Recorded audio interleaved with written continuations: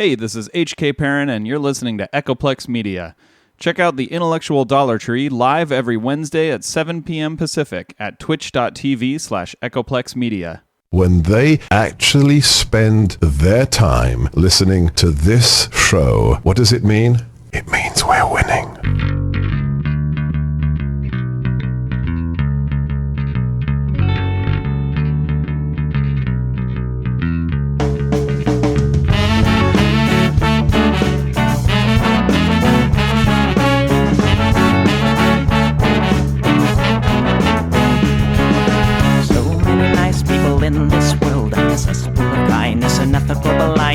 So please excuse my sarcastic tone. I'm a bit underwhelmed by the sample shown.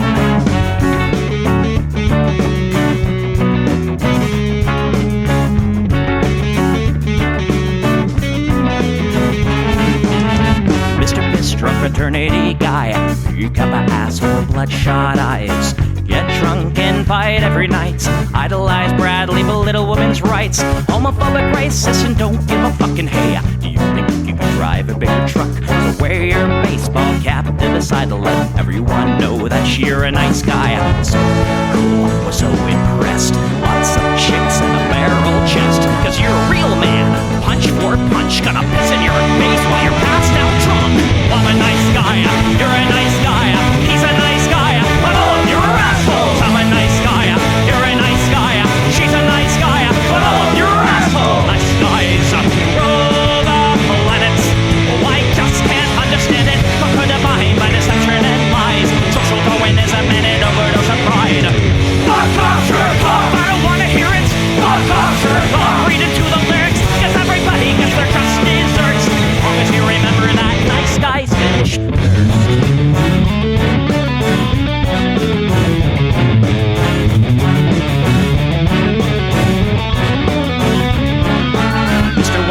You're next on the list. Such a nice guy who speaks through his fists. Prick with a penchant for messing with heads. A broken nose for dinner and breakfast in bed. Alcoholic, paranoid, and suicidal too. But you'll probably kill her before she gets away from you. Screws in a pool, letting cry. All your friends say that you're a nice guy. Have a drink, this one's on me. Look, you're doing fine, losing to your disease. Comatose, I'll pack your bags. Bury you like a tree and gag. I'm a nice guy, you're a nice guy. We're all nice guys, but all of you are assholes. He's a nice guy, she's a nice guy. Hey, Tom Bone's a nice guy. All of you are assholes. Nice guys rule the planet. The public dominant. Put a body by deception and lies. Social Darwinism and an overdose of pride. Fuck off, jerk off. I don't wanna hear it. Fuck off, jerk off. Read into the lyrics. So let the party spill quench your thirst. As long as you remember that nice guys finish first.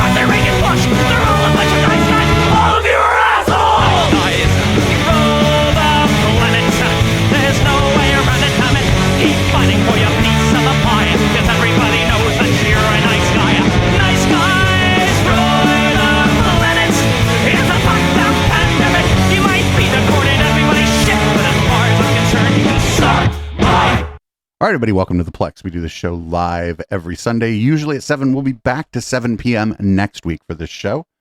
You can support this project at echoplexmedia.com/support or at eplex.store. You can buy merch and join a membership that is similar to Patreon there.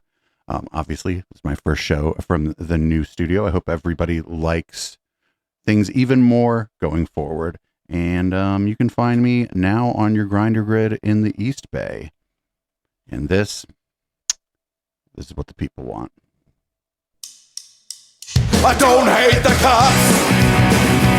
And there's a person inside when the truncheon stops. Oh, don't hate the cops. Or when the raiders come, who will protect the shops? Donate the cops.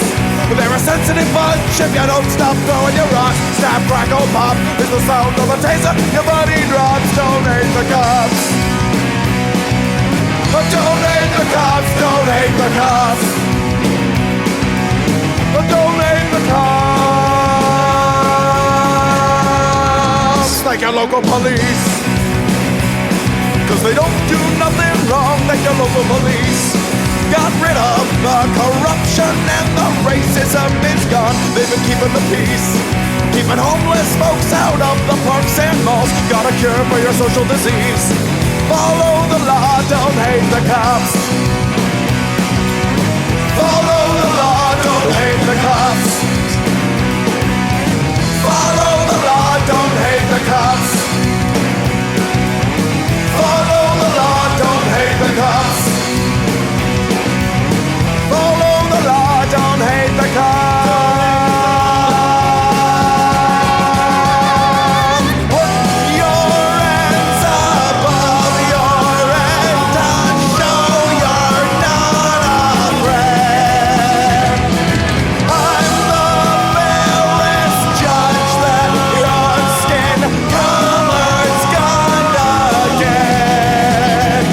And if you die before the sun comes up, the paperwork will take forever. Well, it might have worked out a little bit better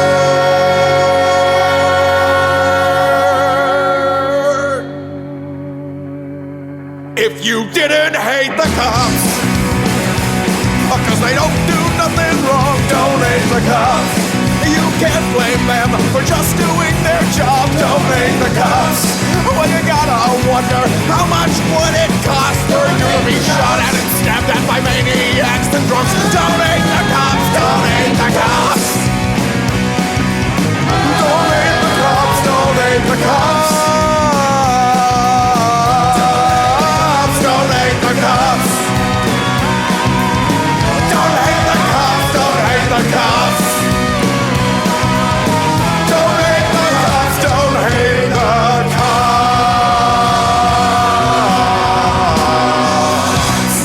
Well, up first, it's Waters, because it's often Waters first. This is Jesse Waters, slavery understander.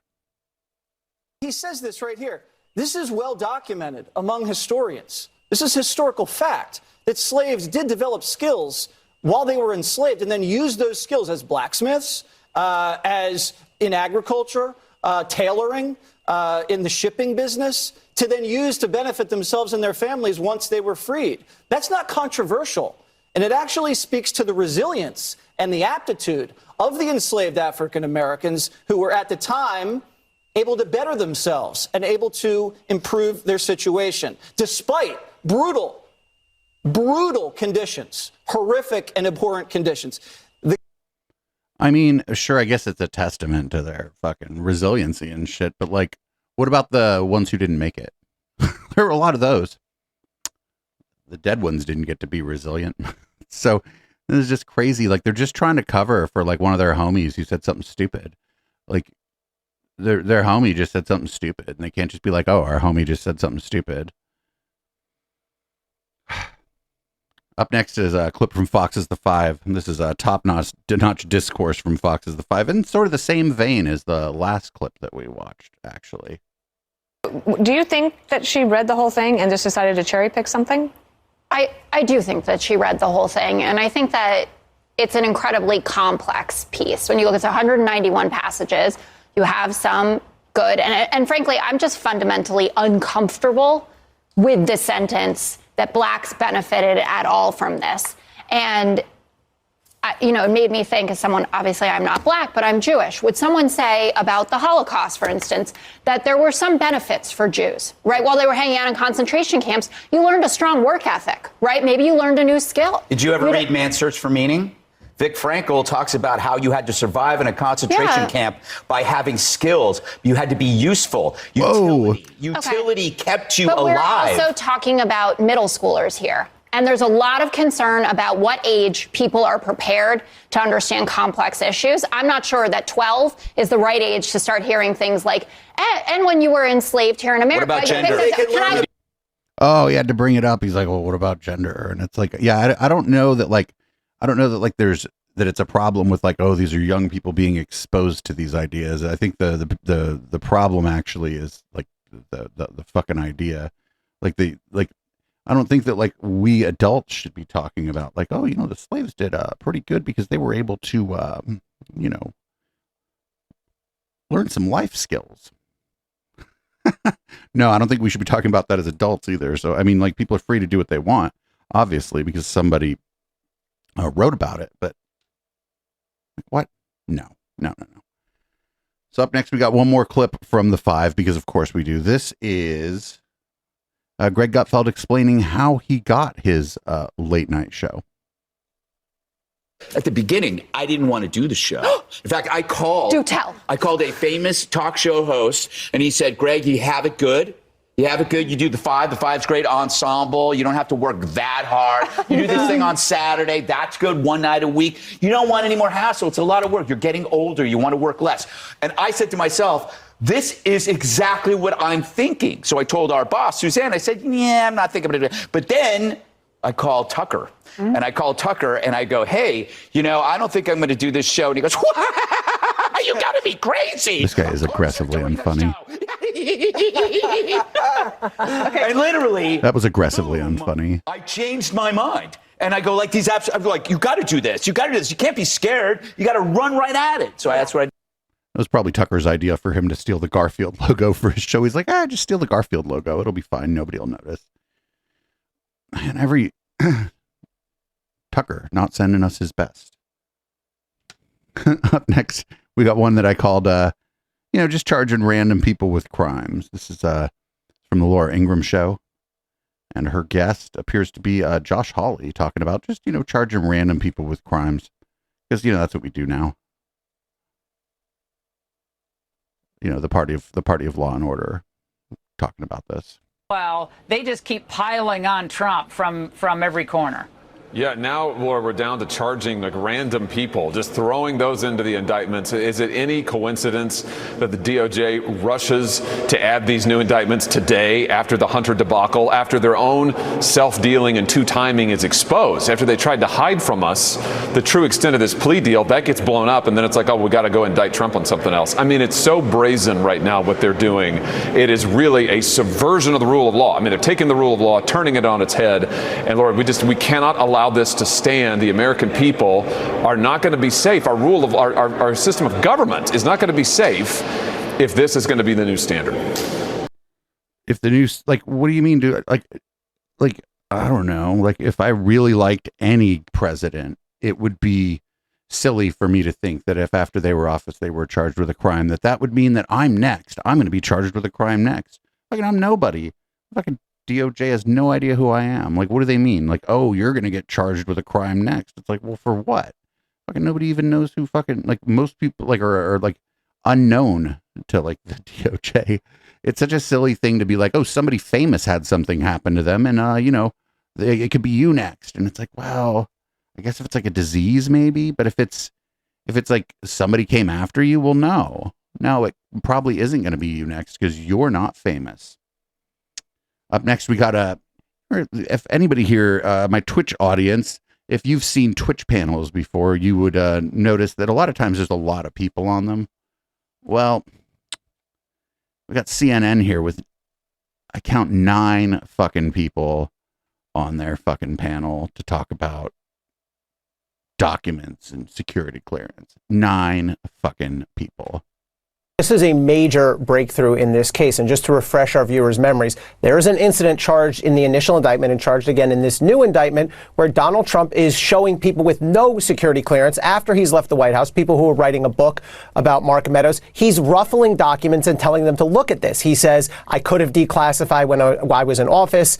but I didn't. And there had been some question, as Caitlin just laid out, about whether there was an actual classified document he was showing or whether he was just puffing or exaggerating. And as Caitlin said, Donald Trump's representative said it was the latter. Now we know that's not true. Now we know the document Donald Trump was showing these people with zero security clearance was an actual highly classified document that had to do with war plans. And we know DOJ has that document. They've now added a charge against Donald Trump. And why this is so important is because this is the one incident in the whole indictment where Donald Trump most flagrantly disseminates the information, where it's not just sitting in boxes in his bathroom or on the stage at Mar-a-Lago, which is bad, which is potentially criminal, but it's the one most flagrant incident where he's taking that information and giving it out to somebody. And that's why it's such an important and dangerous moment in this case. Certainly. Why were there 9 people on that panel? I don't even care what that guy said. There were like 9 people on the screen, and there was only one person talking. Whoever was operating the camera switcher was definitely falling down on the job. He's like, let's just put as many fucking people on the screen as possible. Make it look like you think they think that it makes it look like they have their team on something? That must be it, right? It makes them look like their team is on it. Well, putting 9 people on the screen and only letting one of them talk doesn't really make me feel like the other people on the screen are even part of the team.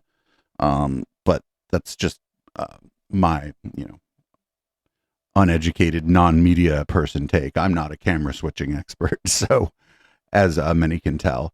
Up next, we got looks like yikes. Looks like somebody in Trump's orbit deleted some of the security footage after they knew that there was an investigation happening. Great. President Trump now facing additional charges in the Mar-a-Lago classified documents case. Those charges include willful retention of national defense information and 2 additional obstruction charges. Those are related to alleged attempts to delete surveillance video footage from Trump's Mar-a-Lago club last summer. Now, according to the indictment, Trump requested, that's the word they use, that a Mar-a-Lago employee, quote, delete security camera footage in order to, quote, prevent the footage from being provided to a federal grand jury. These new charges are in addition to the 37 charges Trump is already facing. And we are also learning tonight that new charges were filed as well against Trump's aide, Walt Nauta, and a third individual is now charged, specifically related to this deleting a video. And that man is Carlos de Oliveira. He is the head of maintenance at Mar-a-Lago, who helped Trump's aide, Walt Nauta, move boxes of classified documents after the Justice Department first subpoenaed Trump for those documents. Now, we don't know exactly how many times he helped move them, but we do know that he did help. And we know that those boxes sat for months in a ballroom where events and gatherings were taking place that the public was able to access. The boxes were then moved to a business center, then to a bathroom. From there, the boxes were moved to a storage room. Like the head of maintenance? What the fuck? Like, that sucks. You're like the head of maintenance for some hotel or like a resort or something, and now all of a sudden, because you did what your boss said, you've been like charged with crimes and shit. What the fuck? Like the head of maintenance? This just gets dumber and fucking dumber. Like, I know it's all bad. It's all like really bad stuff, but it's all just really dumb. Like, just dumb. Up next, we got Pastor Mark Burns. This guy has been on Clay Clark's Reawaken America tour many times. And he thinks that all this is actually fine, like whatever, or even throwing the maintenance guy under the bus, apparently, because the man was anointed by God, after all. The DOJ is being used as a Gestapo type weaponized entity to go after the leading candidate for the Republican nomination, Joe Biden's biggest political enemy. These type of incidents, they've been happening in the swamp. This is why we need the blood of Jesus like never before. We need to have the power of God like never before. We need to be invoking Deuteronomy's 1 Corinthians chapter 10, 13. We need to be invoking 1 John chapter 5, verse number 4. We need to be using the word of God, the scriptures, to allow Master Jesus through the Holy Spirit to go before us, fight our battles in the spiritual realm. Because remember, Pastor Gene, as you know, and the Flashpoint Army know, our weapons are not carnal, but our weapons are in the supernatural realm. We have to do more praying, fasting, speaking in tongues, calling out, casting out demons. Wait, more speaking in tongues? I thought like the idea of speaking in tongues is that the fucking spirit took a hold of you or whatever, and that's why you speak in tongues. Now he's just telling people to do it. Did. And I believe that's why Donald Trump is leading in the polls, because as I've already said, Pastor Gene, he is God's anointed. I don't care about his personal life. He's God's anointed. Well, shout out to Right Wing Watch, I suppose. Like the thing that struck me about that was mostly the thing about speaking in tongues, if I'm being perfectly honest, because I thought that that was unintentional. I thought that the point of speaking in tongues is you show up at like a revival or whatever, and you're just so overcome by the Spirit that now you're speaking gibberish, speaking in tongues. But apparently this is just something that we need to do more of. So maybe if we're being charitable, maybe he thinks people should be overcome by the Spirit more often. But I think it was just a weird thing to say, all things considered. Anyway, up next we got this is Peter Navarro is going to talk about, of course, obviously the coming civil war. They're always talking about this shit. There's always another civil war coming. Roughly half of Republicans and over a third of Democrats believe America is on the brink of civil war. If such an unthinkable war breaks out, it will be the Democrats' fault. In their quest for power, radical elements within the Democrat Party have abandoned any pretense of fairness, tolerance, and justice. In their woke new world, Democrat strategists use unscrupulous lawfare tactics to skew our election system, even as weaponized bureaucracies like the Department of Justice, FBI, and National Archives, now under Democrat control, seek to destroy the Republican Party and its the National Archives, now under Democratic control. The National Archives? De facto leader, Donald Trump. The Democrat activists and strategists now driving this nation towards a second civil war have neither justice nor righteousness on their side. Instead, they are attempting to trample on our religions, disarm us, and impose all manner of woke, social, cultural, and economic changes that are far What are woke economic changes? Outside the bounds of America's traditions, traditional values, and constitutional roots. My strong admonition to these Democrats, as I appeal to the wiser in your party, is this.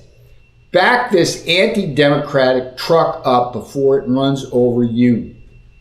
Do you not understand that the longer But if you're in the driver's seat and then never mind. you engage in your assaults on American families and values, the more likely a new civil war becomes? And do you not understand that the perverse precedents you are creating through your weaponized bureaucracies and woke attacks will come back to haunt you as soon as Republicans take back Trump's America from your cold, woke hands? At the end, from your cold, woke hands.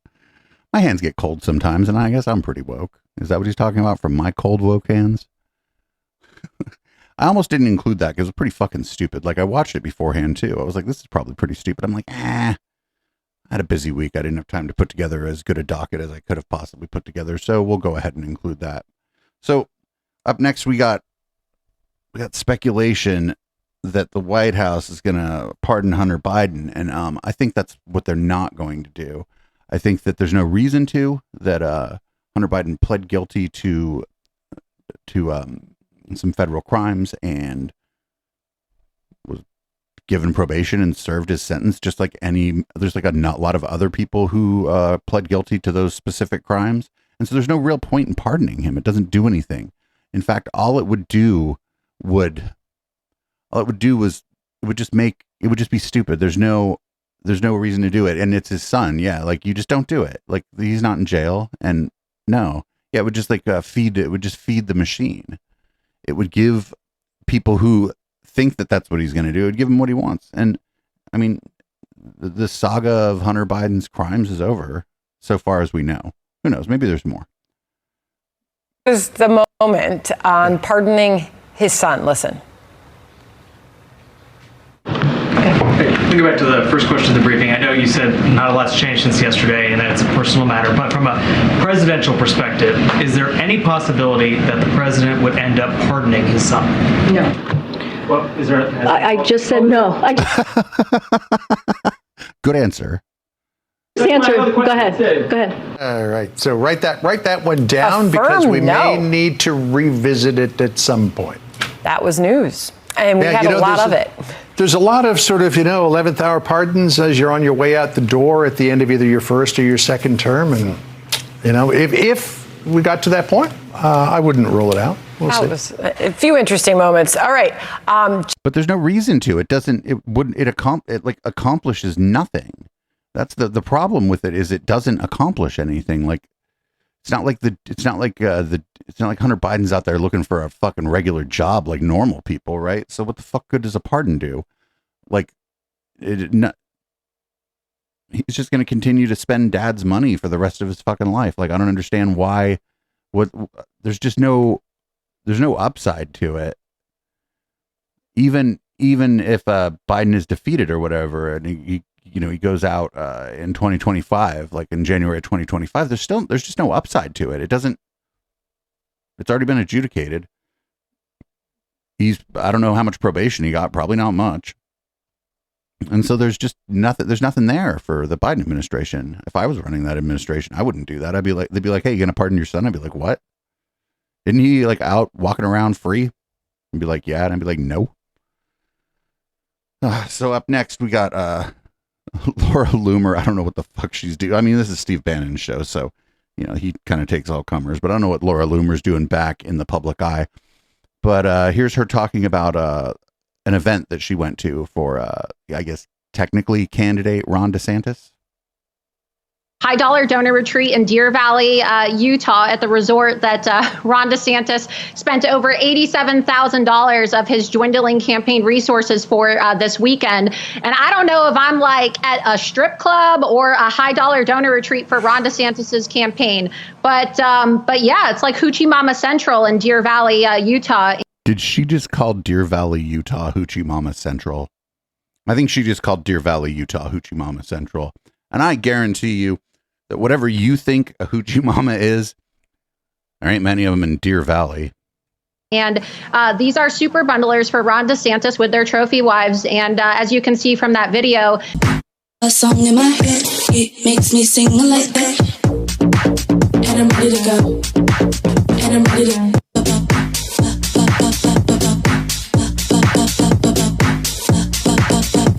I think it means that one blonde lady. Like, who's that blonde lady? This is kind of cringe, but you get me out of my mind. Can't stop this feeling. I mean, that's no more cringe than just being Laura Loomer, I suppose, but that's kind of cringe. I don't know. Hoochie Mama Central. Get the fuck out of here. Did you see that place? It was like in the middle. It was like in the high desert somewhere. It's interesting that anybody's even trying to go after Ron DeSantis because, I mean, like, it's obvious that Trump is going to be the nominee. Like, even if like the fucking blue wave, fucking weirdo, fucking Twitter Democrat people are right and he's going to be in prison or whatever, he'll still be the nominee. Like, these people are like, I don't know why they're going. I mean, I don't know why they're going after Ron DeSantis in this way. I don't like Ron DeSantis particularly, but I feel like it's like a waste of everyone's time to even like think about it. Up next, just so everyone knows, Ted Cruz has a podcast, and it's interesting that he's being interviewed introduced, I believe, by Eric Bolling here. And Eric Bolling is, well, you'll see how he introduces Senator Ted Cruz. Shocked in newsrooms. I'm sure they were shocked in the courtroom. Were you shocked in the halls of the Senate? No, Eric, I have to admit I was not shocked. As you know, I do a podcast every week, Monday, Wednesday, and Friday, called Verdict with Ted Cruz. Today's podcast was entirely or primarily about this hearing this morning, where, among other things, I pointed out that the federal... I couldn't imagine listening to Ted Cruz's podcast. I mean, maybe I'll check it out sometime just to see like what's going on over there. But this guy's like universally disliked. Up next, we got Kevin McCarthy. This is just a totally normal thing for the Speaker of the House to be doing here. Just a totally, absolutely normal, not weird or fucking pilled or anything. Just normal, just a regular thing that the Speaker of the House tends to do. One of my goals is to open up the House and get members working together again. We've made some great progress in that, where bills actually come through committees, where members are now showing up for work. And so tonight, I'm going to have another movie night. We're going to show The Sound of Freedom. And Jim Caviezel, who stars in the movie, and Tim Ballard, what the movie is about. I'm hoping Republicans and Democrats can come together, see a movie about human trafficking. We're going to actually find ways to stop the human trafficking that's continuing to move throughout the world. So he's like, I'm going to have everybody over to watch the fucking QAnon movie, because that's just a totally normal thing that a Speaker of House does. I think movie night for Congress is kind of a cool idea, but they should be watching like The Sound of Music, not The Sound of Freedom, right? It should be like totally innocuous, old, because a lot of the people in Congress are pretty fucking old anyway. So why wouldn't they just watch an old movie that, you know, was sort of from their time, you know, here's looking at you, kid. But no, they're watching the pilled movie. And that I was waiting for him to say that like Jim Caviezel and Tim Ballard would be there. And I guess he didn't say that, which is fantastic, because I'm glad they're not there. Though I do think that both of them have briefed members of Congress about this. And especially with Jim Caviezel, that's terrifying, because the dude fucking lost his marbles. He's fucking completely cuckoo-birds.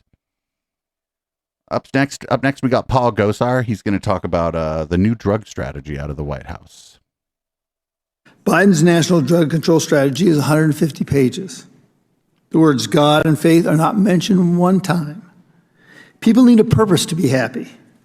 To quote Robert F. Kennedy, I know that's awful hard, quote, unemployment kills, end of quote. The left offers endless benefits. In other words, dependency, because dependent population votes for the providers of those benefits.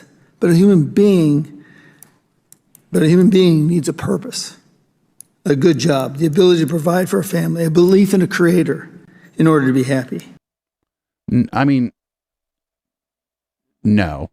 Like, I don't care if, like, I guess there's not supposed to be religious language in something, but if like somebody kind of alludes to a creator or something in a bill, I kind of don't care. But this guy's like, oh, there's none of my God is in there. No mention of my God. It's like, fuck you. You didn't read the whole thing anyway. These people never read the whole thing.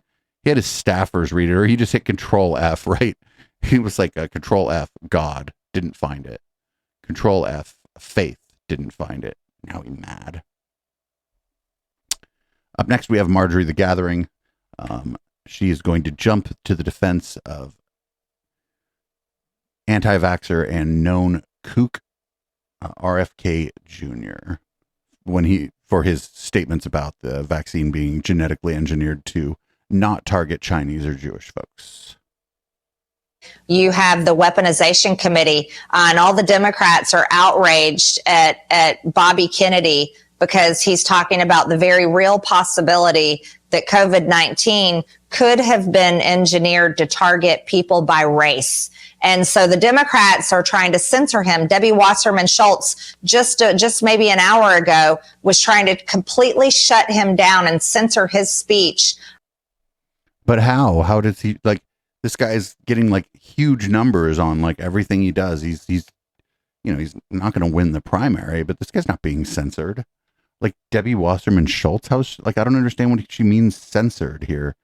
Does she mean that he's not getting meetings with top officials in the party, that he's not allowed to, that he's not being given time to speak at, events held by the Democratic Party? I just don't know what she means there. I think that they just use the word censored just to kind of mean whatever it needs to mean. And a lot of times for like heterodox thinkers or whatever, like the IDW and like fucking conspiracy theorists and whatnot, a lot of times I'm being censored just means like other people aren't taking me seriously and are possibly insulting me. And that's not censorship. That's what happens if you're going to go out there and fucking say your say, you're going to be loud in the courtyard, you fucking better expect people to talk back, make fun of you, or even sometimes you fucking those people to just not going to listen to you. And that's fine. It's okay for people not to listen to you or not take you seriously or whatever. So this week there was a UFO hearing in Congress, and it was dumb. Like, it was dumb. Here's an example of the dumb UFO hearing that happened in Congress this week. Intelligent extraterrestrials. Something I can't discuss in public setting. Okay, I can't ask when you think this occurred. If you believe we have crashed craft, stated earlier, do we have the bodies of the pilots who piloted this craft? As I've stated publicly already in my News Nation interview, biologics came with some of these recoveries. Yeah. Wait, we watched this on Conspiracy Bingo one night, and it was like a whole load of nothing. I think our friends over at Unelectable Airwaves, who also want to believe in aliens like I do, and are more inclined maybe to believe this stuff, they also thought this was this guy was full of shit. Were they, I guess, human or non-human biologics? Non-human, and that was the assessment of people with direct knowledge on the program I talked to that are currently still on the program. And was this documentary evidence, this video, photos, eyewitness? Like, how would that be determined? The specific documentation I would have to talk to you in a skiff about. Gotcha. Yeah. Okay. So, and you may or may not be able to answer my last question, and maybe we get into a skiff at the next hearing that we have, but who in the government, either what agency, sub-agency, what contractors, who should be called into the next hearing about UAPs, either in a public setting or even in a private setting? And you probably can't name names, but what agencies or organizations, contractors, et cetera, do we need to call in to get these questions answered, whether it's about funding, what programs are happening, and what's out there? I can give you a specific cooperative and hostile witness list of specific individuals that were in those. And how soon can we get that list? I'm happy to provide that to you after the hearing. Super. Thank you. And I yield back.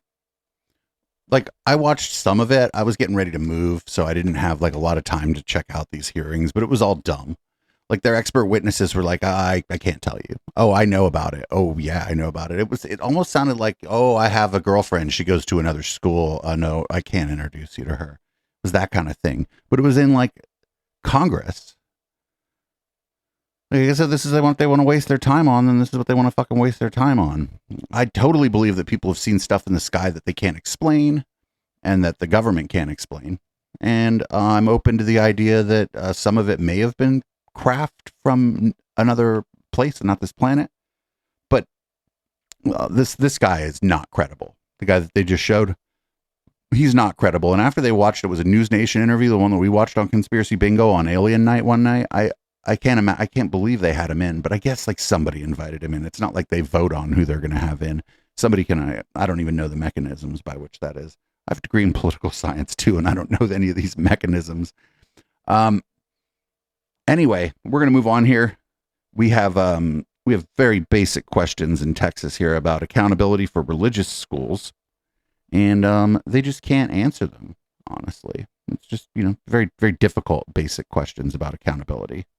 The Catholic schools that you oversee, what standard do they have to meet in terms of student outcomes, student achievement, in order to keep their accreditation? That would be, every public school district comes in and be able to tell you that. Yeah.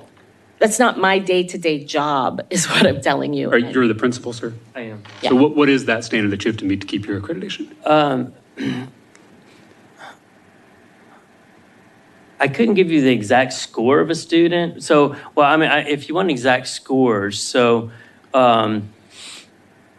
students have to be, to be able to pass, students have to meet a passing score of 70 percentile. So the student or the school has to be in the 70th percentile? That's the student to be promoted to the next. Sure, and I understand that. How many of the students have to meet that standard for you to keep your accreditation? I don't think we have a requirement of how many students have to meet that. Okay. As far as I'm aware. I want to make sure the committee heard that. Very basic questions, and this guy's just, I don't think we have to do that. And I think he's probably right. I think that especially in Texas, but probably the case here in California, that like religious schools get to skirt like a non-insignificant amount of the sort of regulation and requirements that public schools have to abide by. Not great. Anyway, we got a guy named Hung Kao. He's running for a U.S. Senate in Virginia, and he's talking to our friend Ramen Hair Sean Fucked from Bethel up in Reading. Tell me about Virginia. Tell me about your experience. What do you see God doing? And then let's get into, obviously, your amazing announcement, which we're pumped about. Well, the last 3 statewide elections were won by Republicans, right? The governor, the lieutenant governor, and the attorney general, all Republicans. And Winsome Sears is a gangster. Yes, she is. And we love her. Great woman of God. I mean, honestly, she's always texting me prayers, and we pray back and forth, and she's amazing. And so, again, it's, we can't let it turn like this. There's a place in Monterey, California called Lovers Point. Yeah. Oh, that's a great spot. The original name was Lovers of Christ Point, but now it's become... Oh, I don't think so. I mean, somebody may have been calling it Lovers of Christ Point, but that's... Lovers Point in Monterey wasn't about Jesus. I mean, some people might have been screaming out, oh God, oh God, oh God, and shit there, but it wasn't about Jesus. Lovers Point is usually, took out the Christ, it's Lovers Point, and it's really, Monterey is a very dark place now. Yeah. A lot of witchcraft and Monterey is a dark place with a lot of witchcraft. Monterey is a tourist trap with a lot of mediocre seafood restaurants that charge you like $60 a plate. The Wiccan community has really taken over. The Wiccan community. Did you know that, everybody? You can't even get on the Monterey City Council or the Monterey County Board of Supervisors if you're not a Wiccan. I don't know if you knew that. It's completely been taken over by the Crystal Shop lobby. Just go there, you'll find out. I'll go and take pictures. There's just fucking witches on every fucking corner in Monterey. Can't let that happen in Virginia. Virginia is, I mean, especially down in Roanoke, they're God-loving people. Right. Richmond too, and Virginia Beach, and we just need to. Virginia Beach is where Madison Star Moon is from. Y'all could do a lot. Y'all, it would be much better if like there was a Wiccan doing Wiccan videos instead of Madison Star Moon doing her 5G videos. Mobilize Christians across the nation. I mean. Shout out to Right Wing Watch That. I didn't know that was going to be about Wiccans. That's pretty great. I didn't know there were Wiccans in Monterey. Let's go. I mean, all my, if you noticed, a lot of my friends are kind of big titty goths, right? So, I mean, I'd fit in real well there. Everybody would love me. Aging big titty goths and aging gay men unite in Monterey. I think it's a great idea. And I think I should move this whole operation down to Monterey when I have 59,000 people watching my show concurrently every night. Because then I could afford to move to Monterey. Anyway, this guy Perry Johnson is apparently sort of claiming to be running for president. He's claiming to be running against Donald Trump and Ron DeSantis on the GOP side. And this is just, here's a little taste. You look at this and you think about us, the world looks at us and they say, wow, by golly, it's amazing. You look at Carnegie, you look at Vanderbilt, you look at Edison, you look at Henry Ford, you look at Elon Musk, and the world says, wow, this is a country like any country in the history of the world, and by golly, we're going to keep it that way. We are going to continue to be the greatest country the world has ever known. Wow. God bless Iowa, and God bless the United States of America. Enjoy life. I kind of wonder what the rest of his speech was like. Because it finished strong. It was like, wow. Everybody's like, wow. Finishing strong, baby. Finishing strong. I bet the beginning was like policy heavy, right? Just super policy heavy. A lot of healthcare and economic policy. So it's a little early for a palate cleanser, but like I said, I didn't really get to. I just didn't. I had a lot of stuff to do this week, so I didn't get a super long docket. So it's 43 minutes into the podcast part of the show, and we already have a palate cleanser, and it's gonna loop because it's a Twitter video. It's only 5 seconds, but this is one hungry fucking pupper.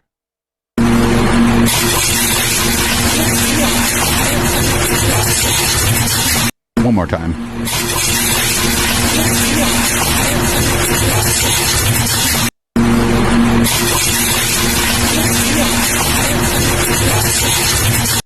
That's actually me at the chowder stand if I end up moving to Monterey. The chowder would just be gone. That is a fucking hungry pupper, man.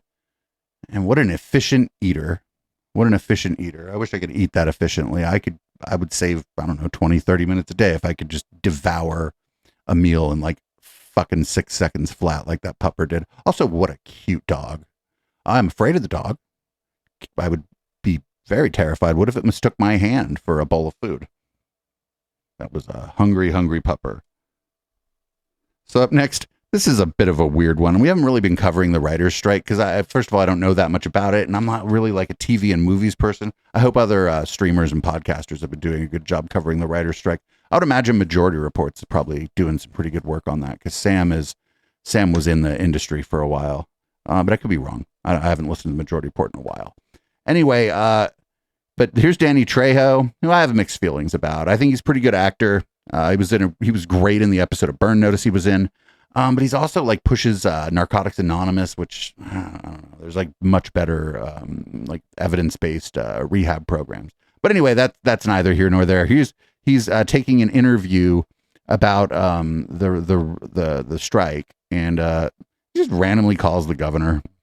By Danny Trejo, in addition to being an actor, has a line of taco stores and restaurants here in Los Angeles, and music, and many things. And so you came here to support the actors. Tell us what your perspective is on this strike. Well, all we're asking is for everybody to be fair. That's it, just fair. And everything's gone up, but our wages. And so it's like, we're all not Tom Cruise.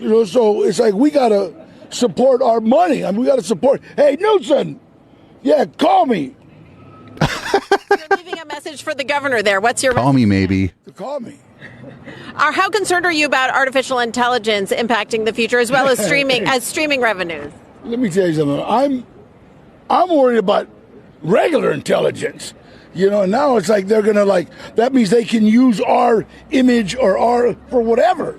You know what I mean? And it's like so now. Residuals have basically slowing down. And it's like, well, wait a minute. Give us a piece of that pie, too, So right now, it's like all the producers, they're making some dough, and the only thing that's working is nobody's working. So nobody's working right now. You gotta understand, this affects a lot of people. This affects every restaurant around here. This affects every... Oh, he's making a fucking good point, actually. This affects the restaurants, too, because if these people aren't working, they're not going out to eat.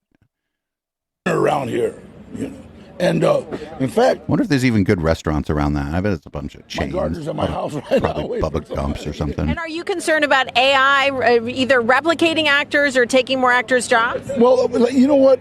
Anything that takes away is not good. When everybody's excited that, hey, we got a robot that can do this, good. You just took Juan Sanchez out of a job. So it's like, for me, it's like we've got to remember that we're all on this, it's like we're all on the Titanic looking for a good seat. We got to take care of each other all over the world. And so... And how long do you think this strike could last? I hope not too long. Aren't income taxes coming up pretty soon? I know I owe a lot. Tell them, hey, President Biden, you're going to have to wait for your money.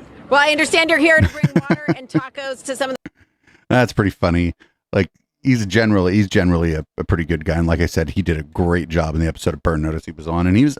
Well, what I kind of like is some of the like famous people that don't need the money are out there like talking about this and being like, hey, all these people actually need this job. They need this work. This is what they do for a living. He mentioned, I forget the name he used, but it obviously wasn't anybody we've heard of. He's like, oh, you're doing this. Well, now this dude you've never heard of is out of a job. Great. Good for you. And so it's kind of nice to see some of the people stepping up. He mentioned Tom Cruise, and I bet he mentioned Tom Cruise because notably Tom Cruise hasn't said shit. Probably busy ridding himself of body thetans. Anyway, up next we got a couple clips of people from Trump rallies. That's why everybody's here, right?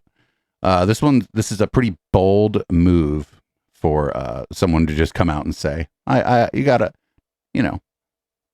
respect it, I suppose. You ever seen any voter fraud? Yeah, me. I did it. You committed voter fraud? What'd you do? Voted twice for Trump. Really? 4 years ago, yes. Did you get in trouble for that? Yeah, I'm still on probation for it. Really? Yeah. Now, if I voted for Hillary, I would have got a gold medal. But you voted for Trump twice. Yes, I did, yes. Yeah. So. I learned the hard way not to do it. But did you wear a mustache or anything? No, I Just went walked to two in? different places. I went to a different place. A different time. I voted Yeah. one time, like maybe a couple weeks later, trying to vote at another place, someplace else. I don't know. I'm having like a big crisis because I honestly thought it was like libs that were doing it. Yeah. That's fucking funny. And it's. She's like, I got in big trouble. I learned my lesson. You know, it'd be really funny though, is if she was just taking the piss, right? And that didn't happen. And she was like, oh, it was me. I did the voter fraud. That would be very funny. She'd be even funnier than, I believe those were the Good Liars who were interviewing her, if I'm not mistaken. So that would be pretty funny. But like in-person voter fraud actually isn't really a problem. We have election fraud and, you know, other things like gerrymandering in the Electoral College that are a problem. But in-person voter fraud seems not to be a problem. And that's good. So up next, we got a guy who personally has audited the last election. He did it by, I'm going to assume by doing his own research, but we'll let him tell it. Maybe I got it wrong. Maybe he got the information from Jesus or some shit. You're supporting Donald Trump? Well, in my case, I'm in it because I got into the audit in New York State. I've seen a lot of things that you're not supposed to see when you're auditing an election. Okay, tell us, what was your role and what were you guys auditing? Well, I'm the lead in Cattaraugus County, but we're leading the voter rolls in New York State. We found a lot of duplicated voter rolls. No. Yeah, well, over 1 million. Over 1 million? Okay, so this is really important because a lot of people don't understand the importance of voter rolls and why they need to be clean.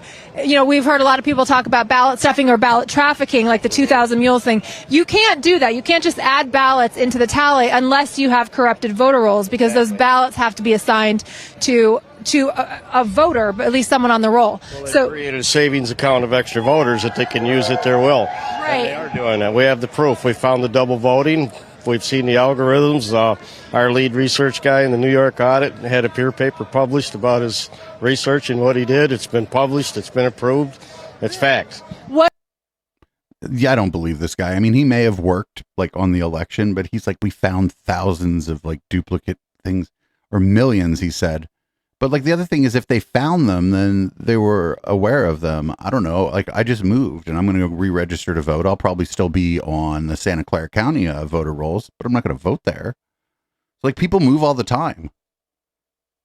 People just move to a different place. One time I moved around the corner, and I literally moved around the corner one time, and I was probably like on the voter rolls twice, once at the old address and once at the new address. But I only got my mail-in ballot sent to one place. Or we could just believe the guy in the Punisher shirt who has never read a single bit about the Punisher. I bet the guy is like, back the blue. I have my Punisher shirt on. Anyway, last week we watched a clip of Pearl Davis. She was, she said some pretty shitty things. So what you're going to keep an eye on this is another clip of Piers Morgan. She's on the Piers Morgan show.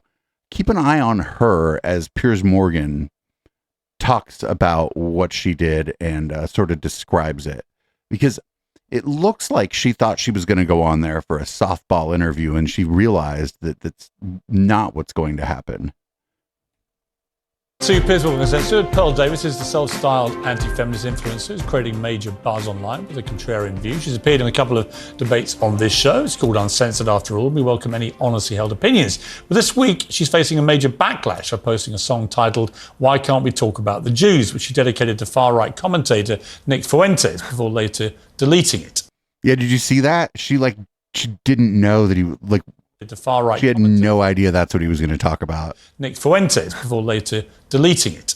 She's like, "How could you? Did you see that? You can't. Like, that's not faked. That's like a real human reaction. Like when you're surprised and like fucking kind of mad, not mad, but like you're like, oh no, this is a completely oh no reaction. If you're listening to the podcast, this is probably riveting. Like if you downloaded the audio, but you can find the link to this in the show notes. Nick Fuentes before later deleting it.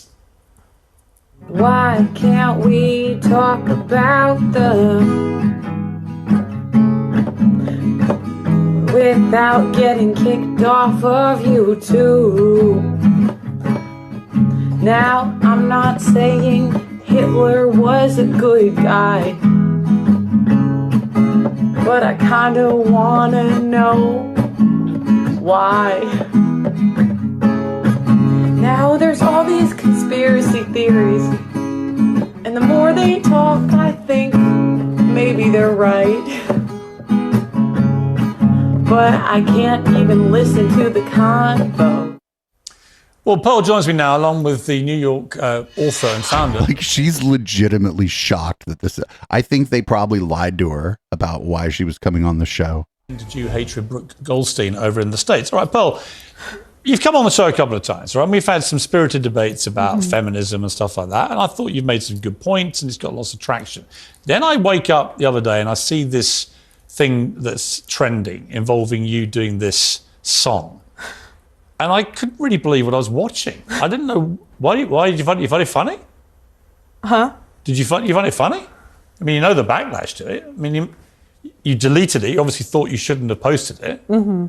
Why did you do that?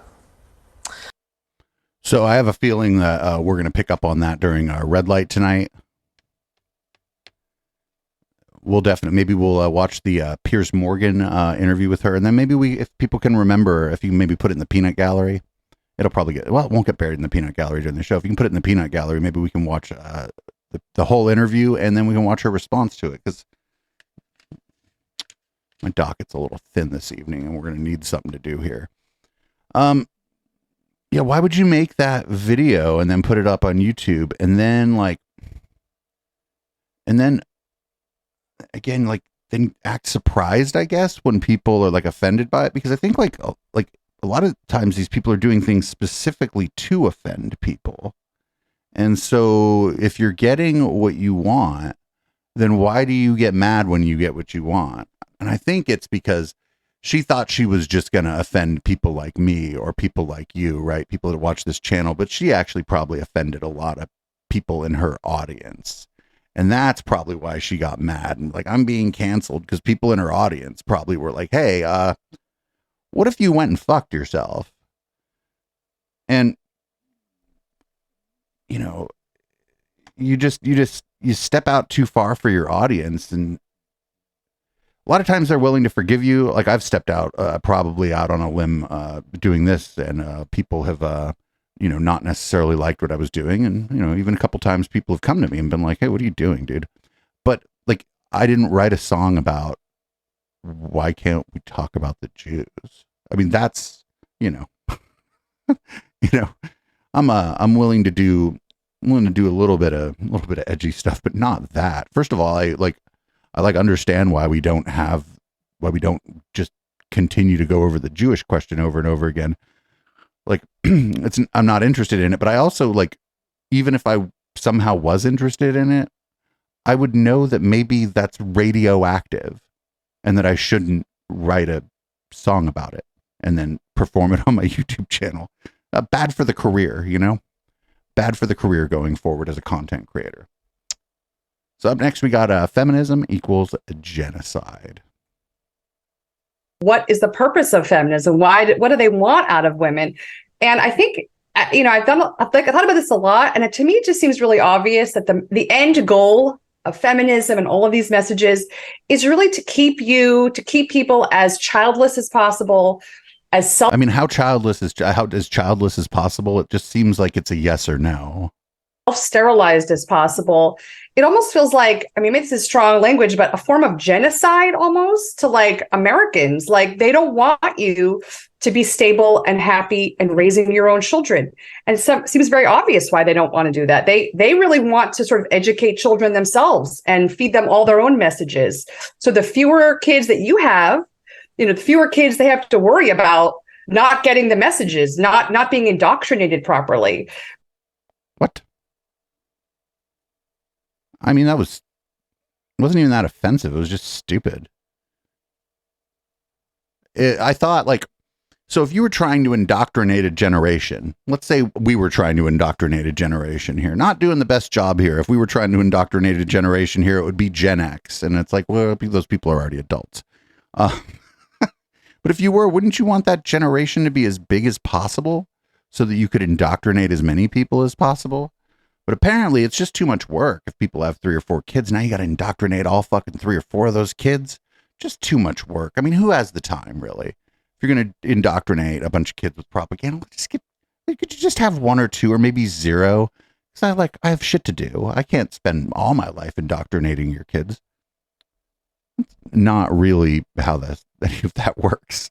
When we look back at history and we all agree that there were political groups, political parties, whatever, that were indoctrinating people into certain ideologies, those people almost always were like, have more kids, have more kids, have more kids, because they thought that some kind of culture war or even a real war was coming, and they wanted more soldiers for that war. So have more kids, more soldiers for our little war.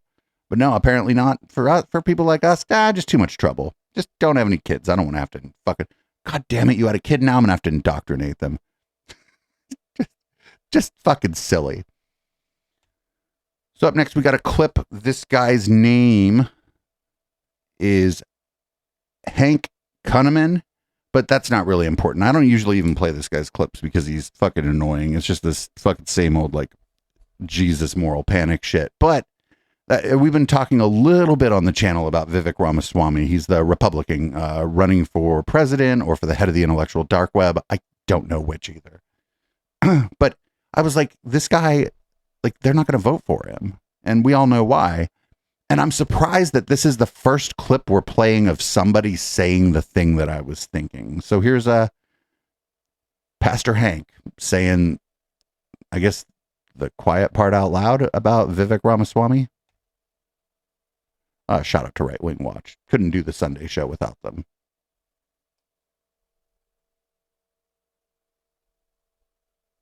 We will have the greatest battle yet, and it'll be the battle with God if we go this way.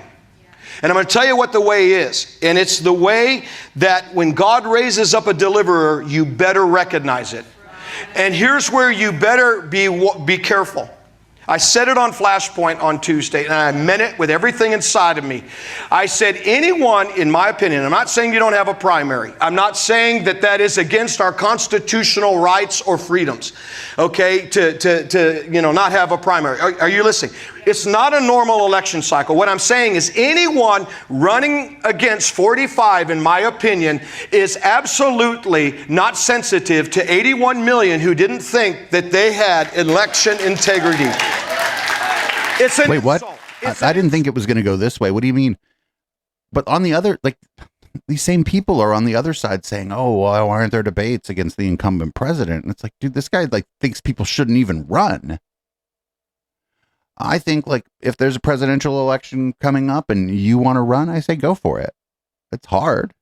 If you're running against an incumbent president, like, don't expect a debate. But this guy's just like, don't run.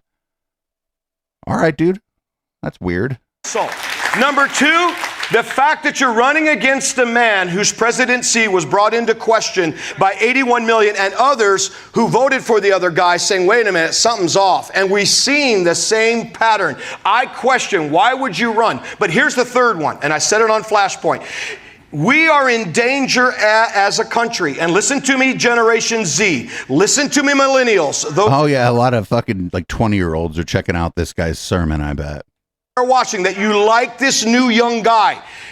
If he does not serve the Lord Jesus Christ and stand primarily for Judeo-Christian principles, you will have a fight with God.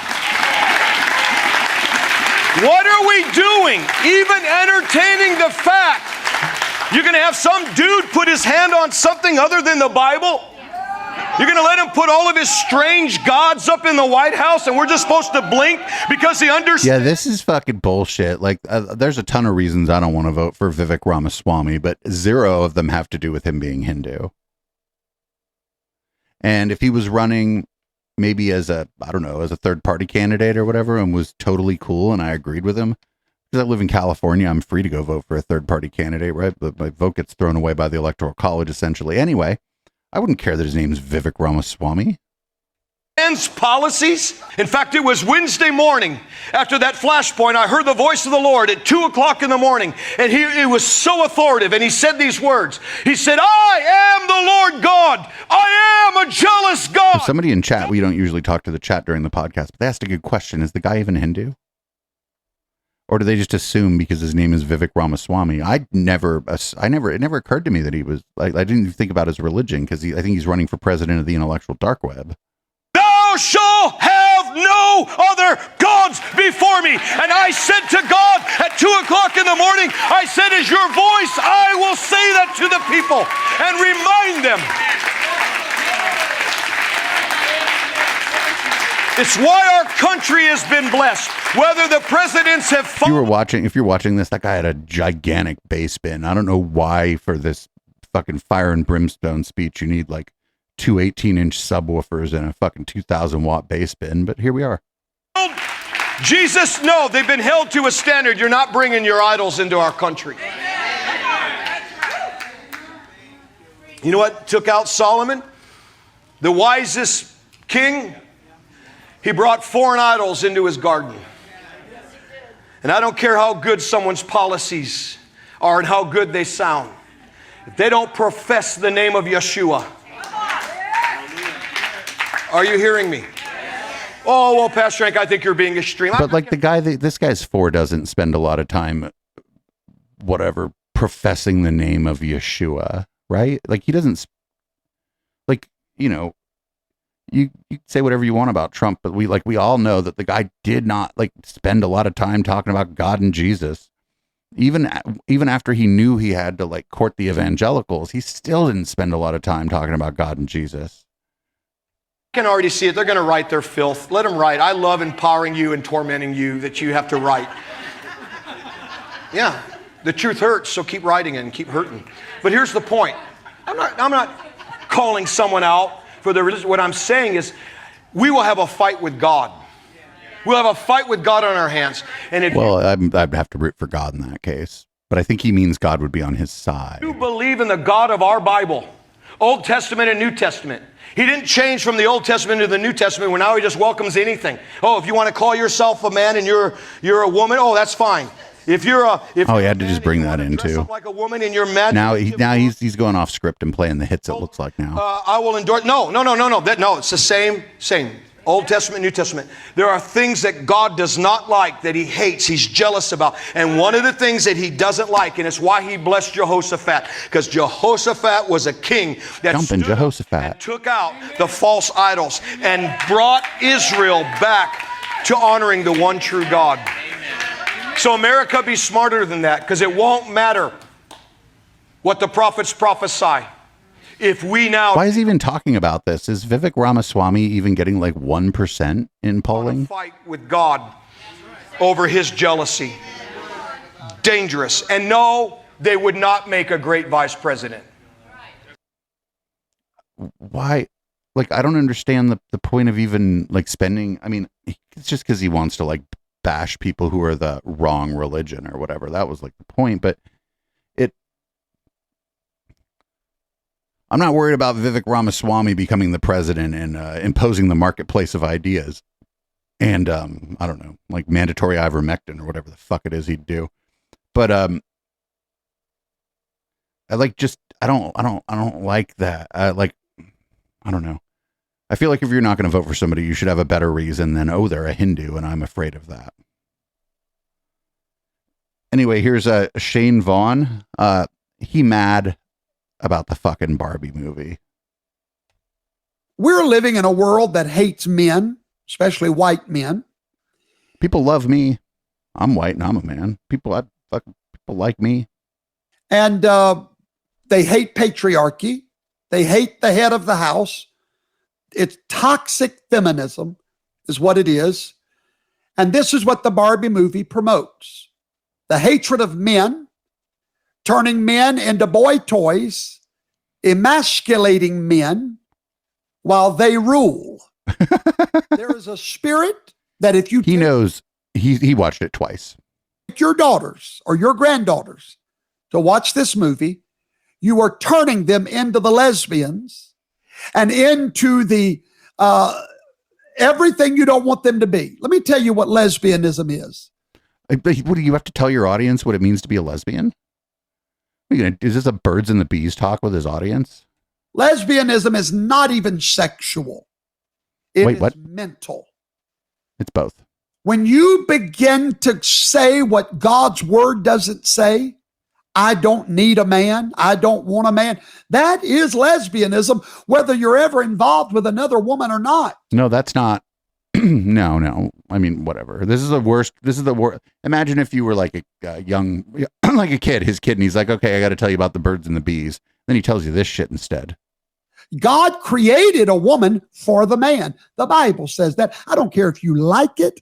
I don't care if you get mad. You can't argue with me. You can't debate me. Well, you don't take calls. I'll shut you down with God's word. Your opinion don't matter. It bows down to the word of Yahweh. In the word of God, the woman was made for the man. Now, baby, anything besides that is lesbianism. Lesbianism. Okay? Because if you don't need a man, that makes you a man. Huh? No. Like this guy doesn't even, has this guy ever spoken to a lesbian? I bet he's afraid of lesbians. Maybe he thinks they're going to beat him up. I don't even know what, like, I'm just telling you, this guy watched the Barbie movie more than once. He's probably right now actually watching it for the third time. Research. Lesbianism. That's what it is when you don't need no man. It's lesbianism. Sure. Anyway, up next is my question is that where the Declaration of Independence came from? If you want to read one of the most profound sermons, read the Declaration of Independence. That's not a sermon. It was taken out of the book of Deuteronomy and Leviticus in no, the Old Testament. Thomas Jefferson wrote it. For the most part, he had a small committee, but it was taken out of those two Old Testament books. So to your point, Floyd, you're exactly right. The bedrock, the foundation of this nation and our founders, they believed was by God ordained this nation. Oh, well, okay. They decided not to put that in the Constitution, but like whatever. They just mean that that there's flowery language about in the Declaration of Independence about we're endowed by our Creator or whatever. That's all they point to. Then people get the Declaration of Independence and the Constitution confused all the time. One of them is law and the other one is like a Dear John letter. The Declaration of Independence is just the most famous Dear John letter that anyone ever fucking wrote. Anyway, up next we got a Fire by Night reject, Robin Bullock, and the prophecies about the 2020 election couldn't have possibly been wrong. It's just everyone else is wrong, not Robin Bullock or the prophets. Everyone else is wrong. And as once again, shout out to Right Wing Watch. Couldn't do this show without good folks over there at Right Wing Watch. There's some things that we've given in prophetic word that I've said that absolutely there's no way you could have made it up. They come to pass and it's all recorded.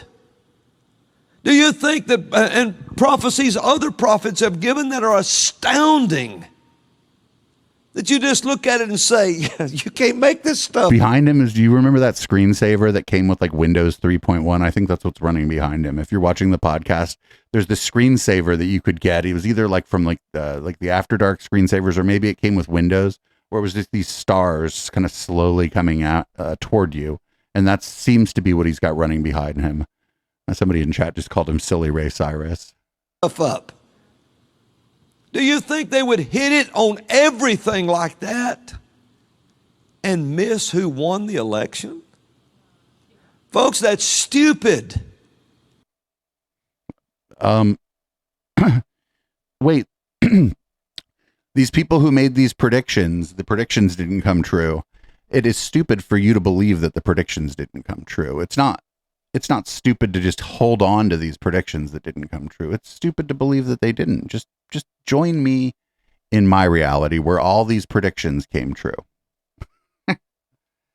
Up next, we haven't taken a look at this guy in a while. And by that, I mean like maybe 3 weeks.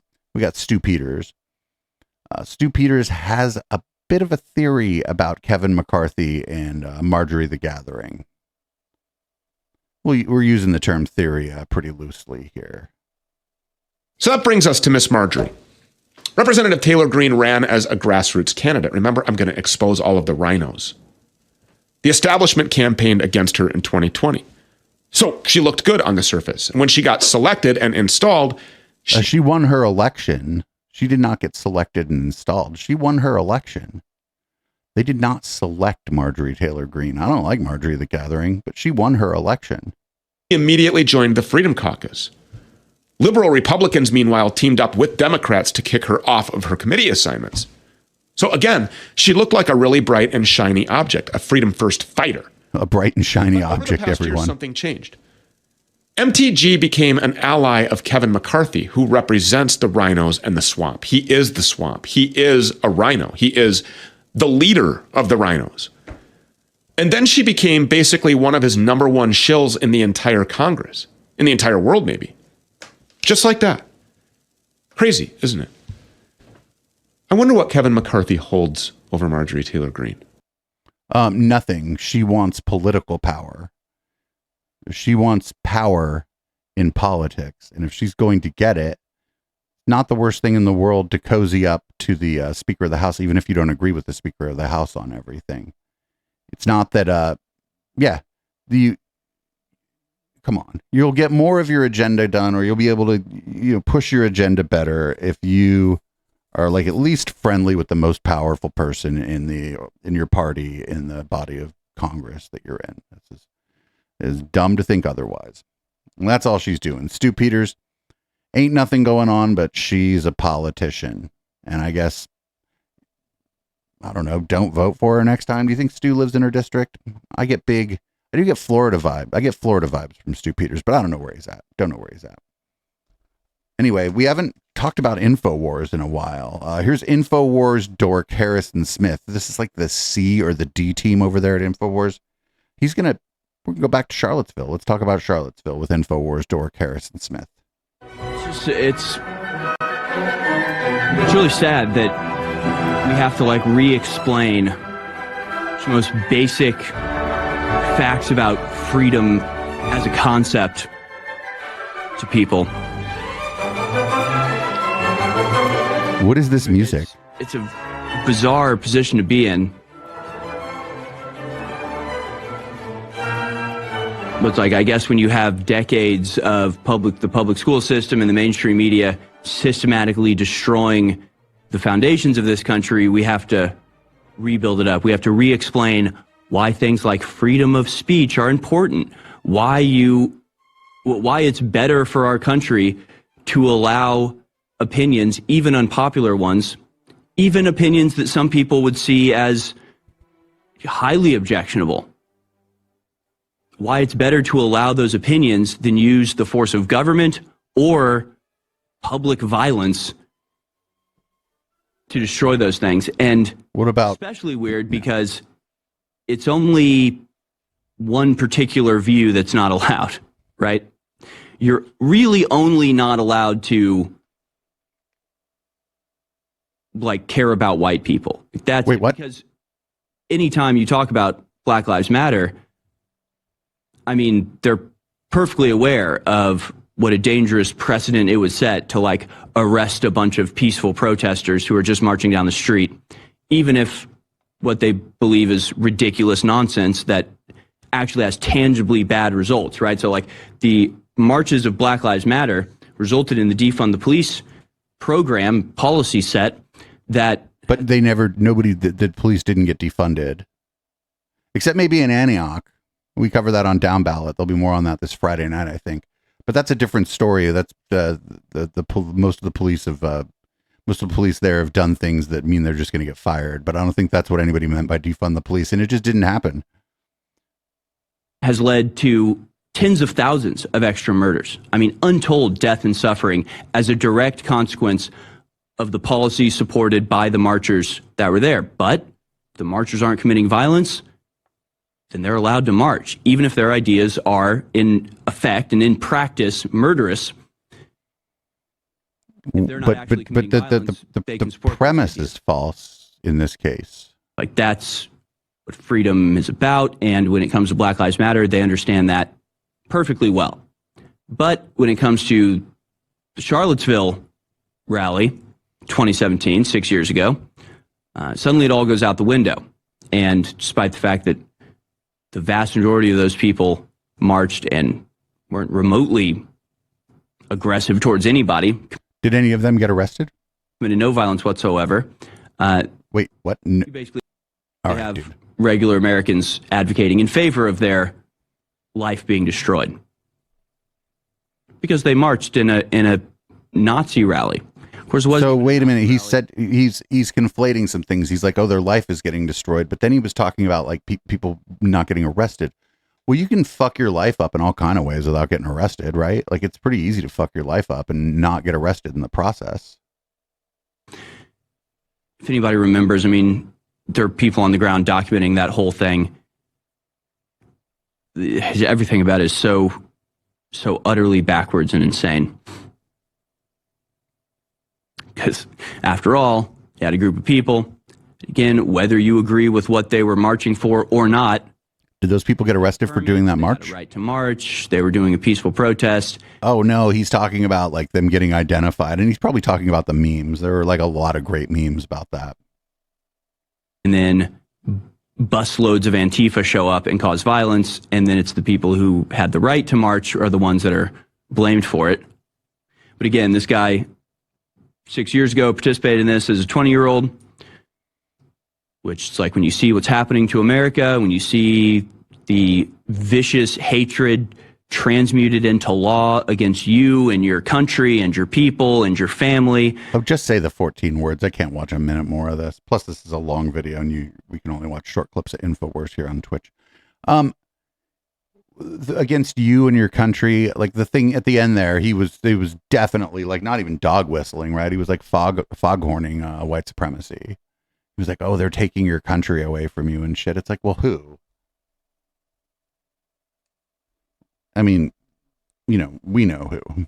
It's generally people of color, and oftentimes if you go far enough down the rabbit hole, they say that that Jewish people are funding it. So we got 3 more clips here. Up next, we got DP, otherwise known as Dennis Prager. He has, in fact, removed the DP logo from his live stream because, I mean, do you really want to think about DP with Dennis Prager? I certainly don't. Anyway, he's going to talk about Albert Einstein. Why am I bringing this to your attention? Because I don't give a damn what Albert Einstein thought about religion. That's why. The fact that people care about what he thought about religion is proof that he's right. Science has superseded religion. I came to this conclusion decades ago. I don't much care what Albert Einstein thought about religion, but I mean, it's interesting to hear. When I saw an ad in the New York Times, whole page, Nobel laureates oppose capital punishment. And I thought, what the hell do I care what a Nobel laureate in chemistry or physics or poetry thinks about capital punishment? It's part of the worship of the intelligentsia, which the intelligentsia tries to bring about. Albert Einstein was not a particularly bright man outside of science. He was, for example, a pacifist. Pacifism is stupid. Wait, no, you can make an argument for pacifism. Is morally stupid. It is never right to kill. Are you kidding me? Einstein, a Jew, thought it was not right to kill the Nazis? I bet if you, I feel like this is probably a gross oversimplification of this. He's not here to answer the question, but if you're a pacifist, then you believe that fighting the Nazis was evil. That's what pacifism means. No, no. Sometimes you kill. That's not what pacifism means. Sometimes you kill. No, there are pacifists even believe in self-defense. I'm not even going to get in. Like, first of all, I don't have a deep background on the philosophy of pacifism, but I know that Dennis Prager doesn't either. He's just like, oh, it's stupid. It's stupid. This guy's an idiot. Well, I don't, we don't do hero worship around here. We talk about that a lot on the Intellectual Dollar Tree. Like, I don't know, if your hero's a dead guy, at least he can't fuck up tomorrow. But like, I don't think that a lot of people are really looking to Albert Einstein for social commentary. Maybe some social commentary on the issues of his day, but certainly not on the issues of ours. And yeah, there's DP being doubly stupid again. So I didn't know that they did drag shows at a hipster coffee shop, but apparently they do, because here's Heather Hying claiming that she went to a drag show, and she's going to have, all kinds of things to say about the people there. But as you might imagine, the crowd had some beautiful and compelling people in it, including, for instance, some guys who looked like they walked out of the Castro in the 1980s, like some just... Wait, they looked like they walked out of the Castro in the 1980s? That would make them old. Fabulous gay guys, really, really built, wearing like black leather, and like could have been the Village People, right? But it also had the 2010s, 2020s version of the woke brigade, the so-called queer community, if you will. Which there were all kind of people at this drag event that I definitely went to. By and large, these people do not look healthy, right? It's, people are, very doughy. They were doughy. Pale. Lots of artificial color on their skin and their hair and such. And you think Heather colors are gray? I don't know. Some elaborate costuming, which, okay, but often not. Just kind of dingy clothes and doughy, both affect and physique. We're going to, ma'am. And at some level, I think that people have become convinced that to aspire is somehow shaming those who haven't done better. And so by voting for the obviously less compelling, less skillful, and less attractive person, they are both affirming who they are and not, fat shaming, beauty shaming, all of these things, which is actually just code for if you are fit and healthy and look good, you don't get to talk about it because why not? I'm in charge now. And I don't have health. I don't have beauty. I don't apparently, often don't have much going on at all, but I've declared that I'm in charge, and somehow a lot of people are buying into it. So I don't believe that she went to the drag show. I just don't think she did. I think she's just like fucking making up stories. But also, like, I've been going to events my entire adult life, and it turns out, and I know people might be shocked by this, I'm not attracted to everyone at this event. I don't think that everyone there is what we would call a beautiful person. That's fine. I don't know. Let dance, have a good time, enjoy the event. I don't see why this matters. Oh, she's like, the young people were there and they looked a way that I didn't approve of. It's like, all right, lady. So what? Sometimes I see like what young people are wearing and I'm like, I wouldn't wear that or whatever. But like, so what? Big fucking deal. I'm 46 years old. Maybe I'm not going to understand what's going on with like 20 to 25-year-olds for the most part. That's okay. No problem. We got one more story on the docket before we go into red light. I wonder what the red lights are going to look like in here, because if you notice there's a lot of light in here. We'll have to make some adjustments maybe.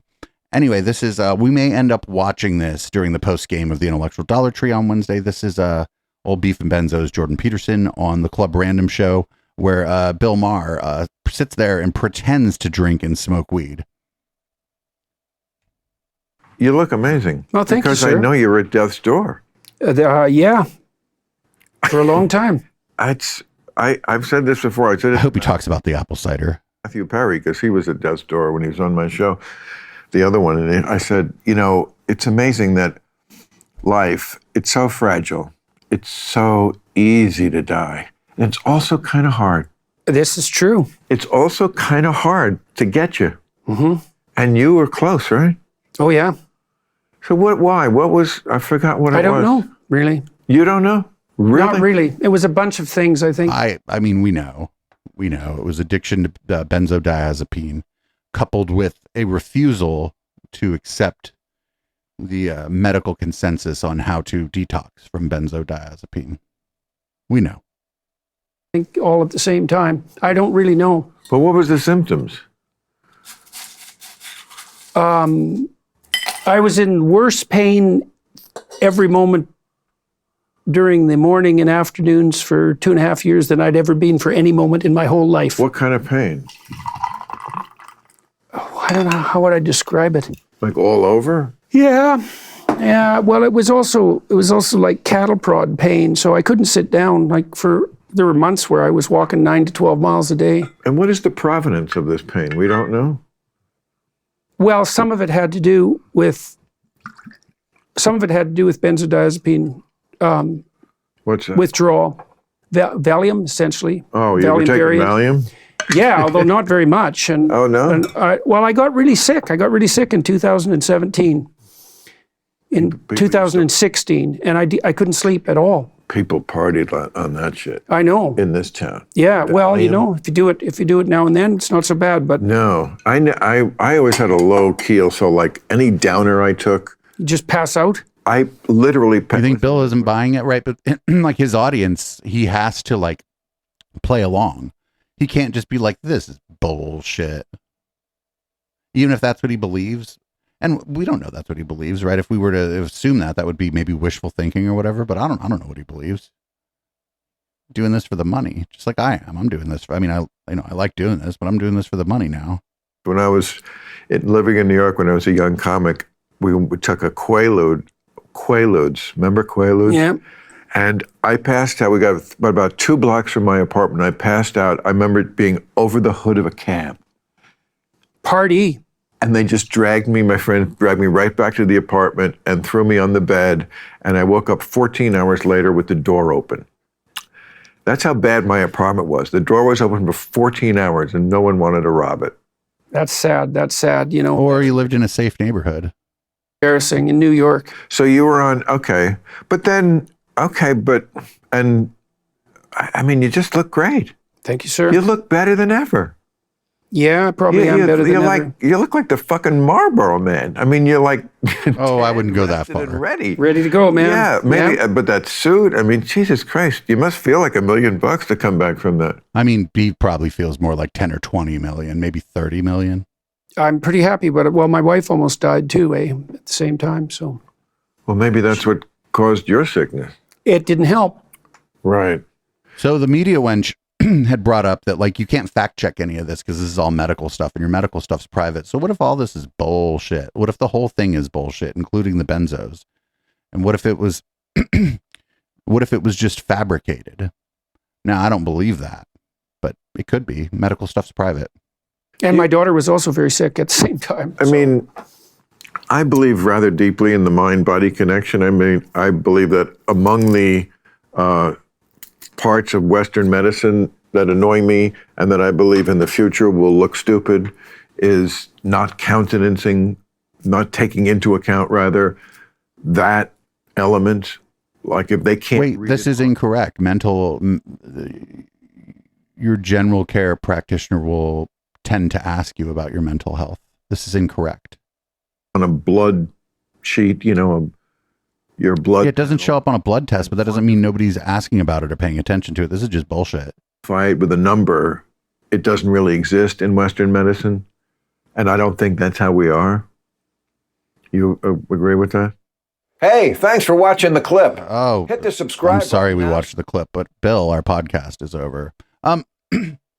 So I wish you would have brought up the apple cider, because that apple cider story is fucking hilarious. But the thing at the end where Bill acted like, when you say mind body medicine too, that's sort of like, it's sort of like a kind of a crystal healing energy thing that people talk about. But the notion that modern medicine doesn't take into account your mental state is just incorrect.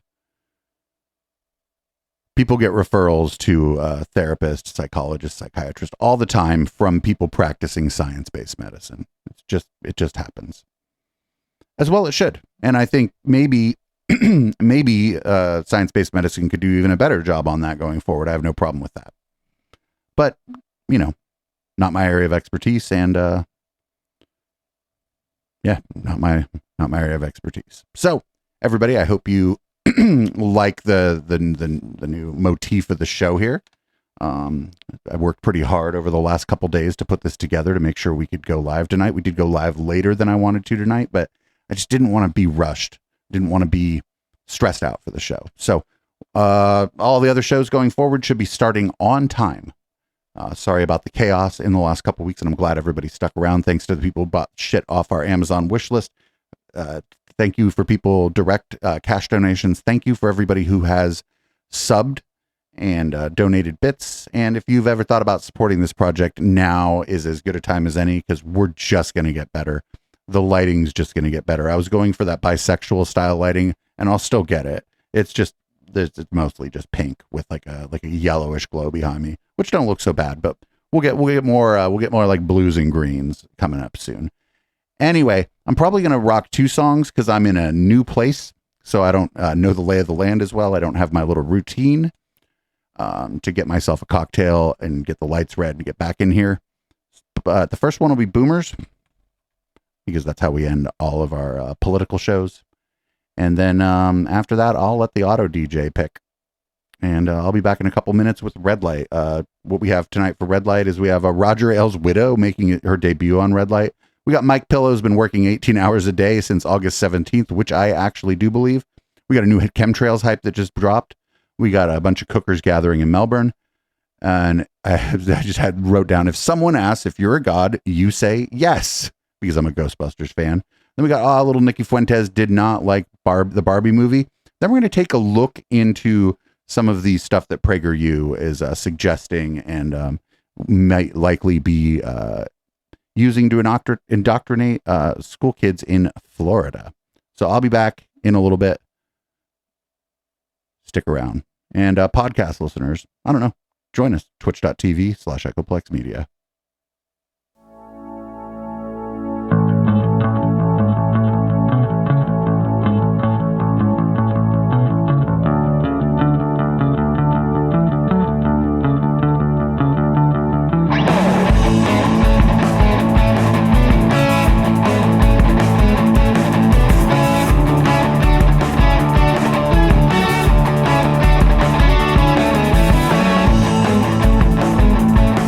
You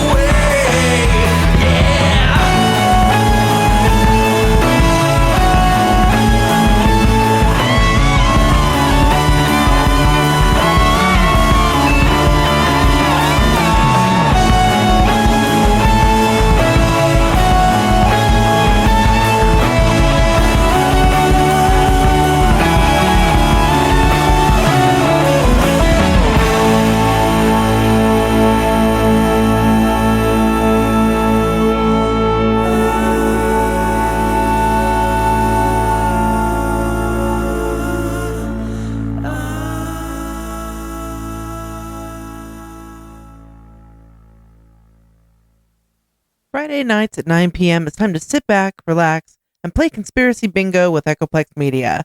We've curated the best conspiracy theorists the internet has to offer and turned it into a live bingo game you can play for free with absolutely no prizes but bragging rights. You won't find a live stream like this anywhere else, and that's probably better for everyone else's mental health. Tune in every Friday at 9 p.m. Pacific at twitch.tv/EchoplexMedia and find our full schedule at echoplexmedia.com.